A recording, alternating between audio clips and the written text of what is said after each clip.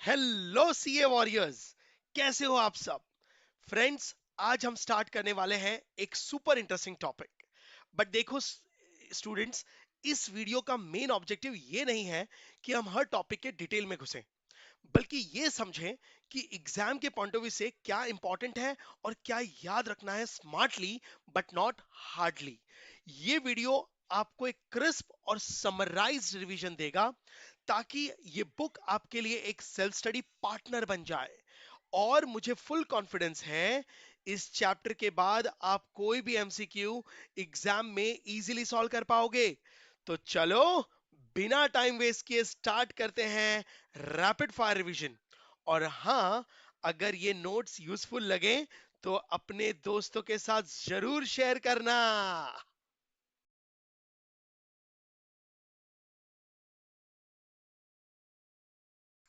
Let's start with a very interesting chapter, chapter 10, that is Indian economy. Friends, बड़ा ही interesting chapter है। इसमें हम सबसे फर्स्ट चैप्टर शुरू कर रहे हैं, हिस्ट्री ऑफ इंडियन इकोनॉमी। बच्चों, एक सवाल है सिंपल सा। आज जब हम इंडियन इकोनॉमी बोलते हैं तो दिमाग में क्या आता है? स्ट्रगल, पॉवर्टी, डेवलपमेंट, क्या? पर गाइस, एक बात बताऊं, आज मैं आपको एक ऐसी कहानी सुनाने वाला हूं जिसमें इंडिया एक स्टूडेंट नहीं, एक जमाने में दुनिया का टीचर हुआ करता था। यस, इंडिया को ऐसे ही एक जमाने में सोने की चिड़िया नहीं कहा जाती थी। तो ये है टॉपिक, हिस्ट्री के बारे में। फ्रेंड्स, नाउ 17th सेंचुरी से लेकर आज तक इंडिया ने कैसे डेवलप किया, इस चैप्टर में हम ये जानेंगे और बहुत सारे इंटरेस्टिंग एमसीक्यूज के बारे में बात करेंगे। तो फर्स्ट पार्ट, पहला टॉपिक है Indian economy up to 17th century. 17th century में इंडिया कैसा था? गाइस, ध्यान से समझो। फर्स्ट सेंचुरी से 17th सेंचुरी तक इंडिया एक सेल्फ रिलायंट और एक स्ट्रॉन्ग इकोनॉमी हुआ करता था। यस, विलेजेस अपने आप में कंप्लीट यूनिट्स थे। नाउ, फूड, ऑक्यूपेशन, स्किल्स, सब कुछ लोकल लेवल पे हुआ करता था। और सिटीज सिर्फ रहने की जगह नहीं थी गाइस, वो तो एक ट्रेड सेंटर्स थे, पिलग्रिमेजेस सेंटर थे, एडमिनिस्ट्रेशन का हब था। नाउ, विलेजेस अपने आप में सेल्फ सफिशिएंट थे और सिटीज पिलग्रिमेजेस और एडमिनिस्ट्रेशन के हब्स थे। गाइस, एग्जाम्पल के तौर पे बताऊं, जैसे आज एक स्मार्ट सिटी अपना पावर, वाटर, जॉब्स सब मैनेज करती है, वैसे ही एंशियंट इंडियन विलेजेस और सिटीज काम करते थे।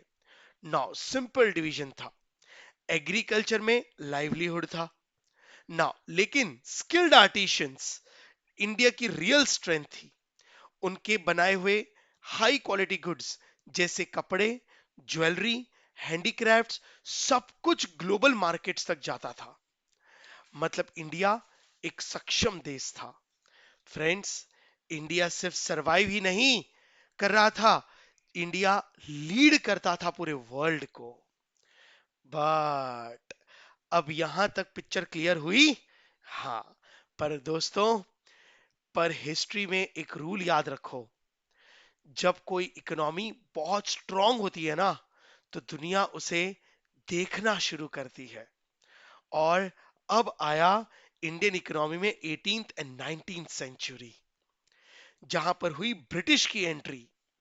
फ्रेंड्स, 18th और 19th सेंचुरी में यूरोपियंस आए, लेकिन सबसे बड़ा इंपैक्ट ब्रिटिशर्स ने किया, ब्रिटिशर्स का पड़ा। ब्रिटिश रूल्स को हम अब पढ़ेंगे। 18th और 19th सेंचुरी में ब्रिटिश ने इंडिया पर राज किया और हम इसे दो पार्ट्स में पढ़ेंगे। ईस्ट इंडिया कंपनी जो 1757 में एंट्री करी और 1858 तक इंडियन ईस्ट इंडिया कंपनी ने हमारे इंडिया में बिजनेस के नाम से बिजनेस किया। और उसके बाद डायरेक्टली ब्रिटिश गवर्नमेंट आया 1858 से 1947। इसे तो कहते हैं कि इंडिया कैप्चर्ड रहा 200 सालों के लिए। 100 साल इंडियन ईस्ट इंडिया कंपनी और बाकी के 100 साल ब्रिटिश गवर्नमेंट रूल चला। आओ देखें।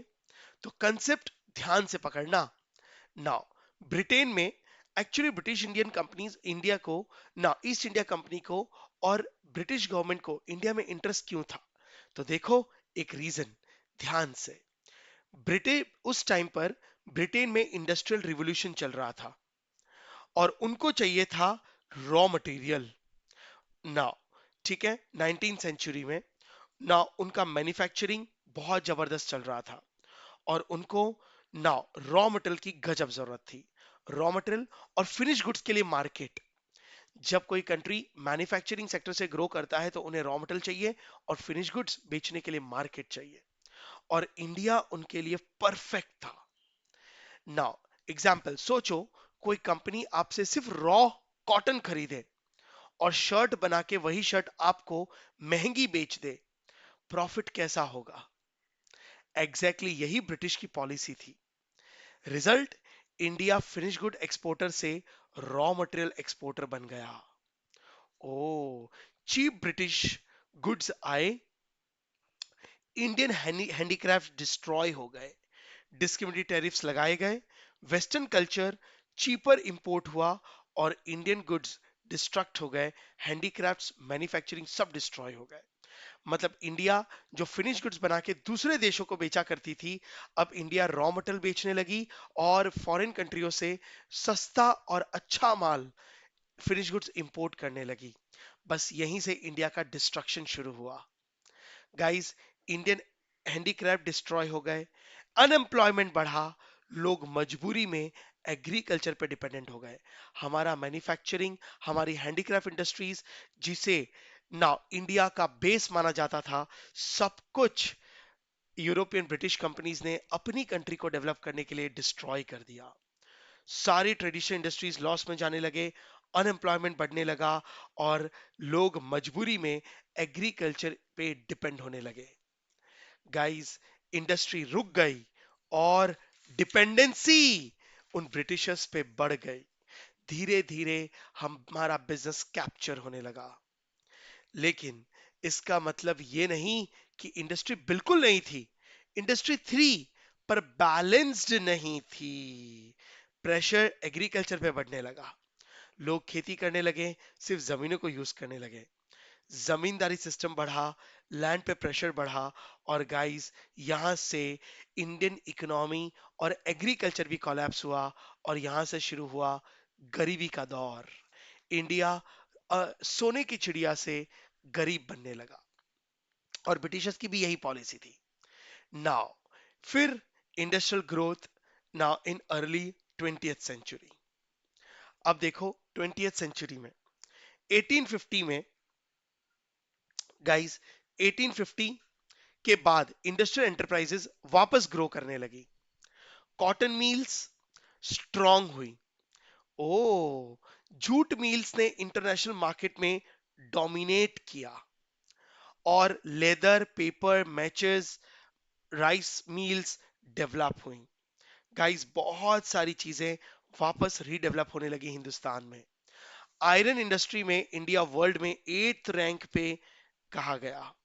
ये पता लगाया गया कि आयरन इंडस्ट्री इंडिया में उस जमाने में 8th रैंक पे था। पर एक एग्जाम इंपॉर्टेंट पॉइंट याद रखो, प्रोड्यूसर गुड्स इंडस्ट्री वीक रही, मैन्युफैक्चरिंग का शेयर एनडीपी में सिर्फ 7% का था।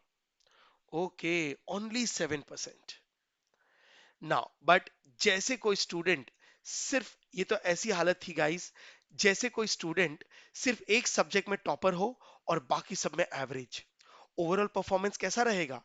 लिमिटेड ही रहेगा। यही हालत कुछ इंडिया की भी थी। नाउ, ग्रोथ दिख रही थी, पर बेस इंडिया का बहुत वीक था। नाउ लेकिन 1947 आता है, इंडिया का आजाद होने का नाउ साल। पॉलिटिकल फ्रीडम मिलती है, अब ये सब आपको पता ही है। पर इकोनॉमी एक हेवी बैगेज के साथ आती है। हम फ्रीडम, हम आजाद तो होते हैं, लेकिन गरीबी के साथ, एक इकोनॉमिक बैगेज के साथ, बर्डन के साथ। नाउ, ठीक है, कुछ बचता नहीं है, सिर्फ हिंदुस्तान आजाद होता है। ओ, तो यहां पर इंडिया हुआ आजाद। लेकिन आपको पता है, इंडिपेंडेंस के टाइम पर आफ्टर इंडिपेंडेंस इंडिया में क्या हालत थी? इंडिपेंडेंस में मोस्टली सारे के सारे रूरल एरियाज थे, सिटीज गिने चुने थे। मतलब India was a actually rural country. सिर्फ 18% लोग लिटरेट थे और लाइफ एक्सपेक्टेंसी सिर्फ 32 इयर्स। मतलब 32 इयर्स की एज में मेजॉरिटी पब्लिक की डेथ हुआ करती थी। पॉवर्टी सिर्फ इनकम की नहीं थी दोस्तों, नाउ ह्यूमन कैपिटल की भी थी। नाउ ह्यूमन कैपिटल भी एक बहुत बड़ा प्रॉब्लम था। मतलब पैसों से तो लोग गरीब थे ही, इनकम से, लेकिन हमारे पास टैलेंट की भी कमी थी। हम टैलेंट से भी गरीब थे और ये सबसे बड़ी गरीबी है। अगर पब्लिक टैलेंटेड होती और पैसा ना होता तो पैसा कमाया जा सकता है, लेकिन अगर पब्लिक टैलेंटेड ना हो, क्योंकि 18% ही लिटरेसी थी ना, ऑर्थोडॉक्स पब्लिक थी, तो गाइस कंट्री अंधेरे में चली जाती है। बट 1950s में, ना 1947 के आजादी के बाद, ना जब पहले प्राइम मिनिस्टर प्रधानमंत्री जवाहरलाल नेहरू बने, उन्होंने अब देश को चलाने का एक विजन बनाया। उसके लिए सबसे पहले एक डिपार्टमेंट बना, क्योंकि इतने बड़े देश को चलाने के लिए, वो भी इलिटरेट लोगों को ना, और इंडिया को अंधेरे से उजाले में ले जाने के लिए प्लानिंग की जरूरत थी। तो उन्होंने सबसे पहले एक डिपार्टमेंट बनाया जो कंट्री को कैसे ग्रो करना है उसके लिए प्लानिंग करेंगे। वो है प्लानिंग कमीशन डिपार्टमेंट। और प्लानिंग कमीशन डिपार्टमेंट सेटअप हुआ 15 मार्च 1950 में। ऑब्जेक्टिव क्लियर था, अब कंट्री को ग्रोथ देना है, इक्विटी देनी है और डिस्ट्रीब्यूटिव जस्टिस के साथ ग्रो करना है। ओ, बराबर। पॉलिसीज बनने लगी नाउ। लेकिन इंडिया में दो आइडियोलॉजीज काम कर रहे थे। नेहरू जी हेवी इंडस्ट्रीज पे फोकस करते थे, Nehru ji focus on heavy industries, और गांधी जी का व्यू थोड़ा अलग था। गांधी जी एम्फेसिस करते थे हेवी इंडस्ट्रीज नहीं, सबसे पहले क्योंकि India is about rural area, तो स्मॉल एंड कॉटेज इंडस्ट्रीज और विलेज डेवलपमेंट पे फोकस किया जाए। तो नेहरू जी और गांधी जी का विजन अलग अलग था। नाउ गांधी जी कहते थे India is about rural areas, rural area से डेवलपमेंट करो तो देश डेवलप होगा। नेहरू जी कहते हैं पहले हैवी इंडस्ट्रीज आने की जरूरत है। हाँ, दोनों का विजन लाइन पे यही था कि देश को डेवलप करना है, लेकिन दोनों के तरीके अलग थे। 1956 में guys finally Indian resolution policy आई, पब्लिक सेक्टर को प्राइवेट प्रायोरिटी दी गई और प्राइवेट इन्वेस्टमेंट्स डिस्करेज किए गए। Yes, now Indian Nehru ji now थोड़े से नैरो माइंडेड थे। उन्होंने कभी भी प्राइवेट सेक्टर को प्रायोरिटी नहीं दी। वो ये मानते थे कि प्राइवेट सेक्टर सेल्फिश लोग होंगे, वो देश की नहीं सोचेंगे, वो सिर्फ अपनी सोचेंगे, सिर्फ अपने आप को अमीर बनाएंगे, देश को नहीं। इसलिए उन्होंने सारी कंपनियां बिजनेसेस चालू करी, वो भी पब्लिक सेक्टर में। मतलब गवर्नमेंट बिजनेस भी चलाएगा और देश भी चलाएगा। ये दोनों व्यूज नाउ नेहरू जी के थे। फर्स्ट 30 इयर्स उसका अंजाम क्या हुआ दोस्तों? 1956 से जब प्राइवेट सिक्सटी सेक्टर को नाउ इंपॉर्टेंस दी गई, 1956 से लेकर 1986 तक 30 साल आजादी के बाद, ठीक है, प्राइवेट सेक्टर में था ही नहीं ना, गवर्नमेंट ने बिजनेस और देश को पब्लिक सेक्टर की मदद से चलाया। ना हालत क्या रही? पिछले 30 सालों में ग्रोथ रेट सिर्फ और सिर्फ 3.5% रही। ओ, सोचो, इंफ्रास्ट्रक्चर बन रहा हो पर जॉब्स एंड कंज्यूमर गुड्स कम हो, ग्रोथ दिखेगी पर कंफर्ट कम मिलेगा। ये था प्राइवेट सेक्टर का फीचर्स। लैंड प्रेशर बढ़ा, जमींदारी एक्सप्लॉयटेशंस हुई, फार्मर डेप्ट ट्रैप में आ गई। गाइस, जमींदारी सिस्टम की वजह से किसानों की हालत बहुत खराब हुई, एग्रीकल्चर डाउन हो गया और किसानों पे लोन का बर्डन जानलेवा हो गया। अब आता है सबसे टफ फेज, वो है 1960s से 1980s, इंडिया का एक अंधकार भरा साल। गाइस, ये वो दौर है जब सिर्फ एग्रीकल्चर और बिजनेस के नाम पर, मैन्युफैक्चरिंग के नाम पर, सिर्फ और सिर्फ मैन्युफैक्चरिंग सेक्टर और एग्रीकल्चर भी ठप हो रहा था इंडिया में। ना ऐसा कहा जाता है 1960 मिड ऑफ 1960s, मतलब 1966-67 में ड्रॉट आया, मतलब बारिश ही नहीं हुई लगातार 2-3 साल तक, जिसकी वजह से एग्रीकल्चर नेगेटिव ग्रोथ में चला गया। सोचो, पॉजिटिव ग्रोथ नहीं, नेगेटिव ग्रोथ में चला गया। फूड क्राइसिस हुए नाउ, जिसने इंडिया को नाउ एक फूड डेफिशिएंट कंट्री बना दिया। मतलब अब इंडिया के पास खोने के लिए कुछ नहीं था, इससे वर्स्ट कुछ नहीं हो सकता। आजादी के टाइम पर जो खेती थी वो भी हमारे पास नहीं थी, इंडस्ट्रीज तो थी ही नहीं नाउ, क्योंकि हम स्ट्रगल कर रहे थे इंडस्ट्रियल सेक्टर में भी। आपको पता है, इतनी फूड की शॉर्टेज हो गई कि गवर्नमेंट को यूएस से मदद लेनी पड़ी ना। उन्होंने यूएस से फूड एड लिया, मतलब वहां से खाना इंपोर्ट करवाया। गवर्नमेंट ने रेस्पॉन्स दिया, ग्रीन रिवॉल्यूशन। और तब गवर्नमेंट को रियलाइज हुआ, इंडस्ट्रीज बाद में, पहले खेती को रीडेवलप करना जरूरी है। एग्रीकल्चर हमारे इंडिया का बेस है। तो गवर्नमेंट ने 1966 में ग्रीन रिवॉल्यूशन लाया with innovative technology. Green revolution के सबसे बड़े फीचर्स हैं न्यू हेल्दी सीड्स, क्योंकि ग्रीन रिवॉल्यूशन का एक्चुअल नाम है high yield variety programme. Now, इस प्रोग्राम के अंदर उन्होंने किसानों को new quality high quality seeds दिए। पहली बार किसानों को ट्रेडिशनल टेक्निक्स को छोड़कर, नाउ गाय बैलों को से खेती करवा के छोड़कर, उन्होंने ट्रैक्टर्स और मॉडर्न टेक्नोलॉजीज को यूज करना सिखाया। प्रोडक्टिव इंप्रूव हुआ। नाउ ग्रीन रिवॉल्यूशन बहुत सक्सेसफुल रहा। पर और उसके साथ साथ इन्हीं दौर में 1960 टू 80s में, guys, 1965 to 81 was the worst independent India's history। 65 से 81 इंडिया के लिए सबसे वर्स्ट रहा ना। बट चीजें चल रही थी, बैंक नेशनलाइज किए गए। ओके, ना इंडस्ट्रियल लाइसेंसिंग टाइट हुआ। ओके, ना एमआरटीपी एक्ट लगा, स्ट्रिक्ट लेबर लॉज थे, और वॉर्स एंड ऑयल क्राइसिस जान ले रही थी इंडिया की। Guys, Wars and oil crisis, MRTP act लगाया गया, स्ट्रिंजेंट लेबर लॉज लगाए गए। ठीक है, नाउ हमारे इंडिया में कभी इंडिया पाकिस्तान के साथ वॉर, इंडिया चाइना के साथ वॉर हुआ।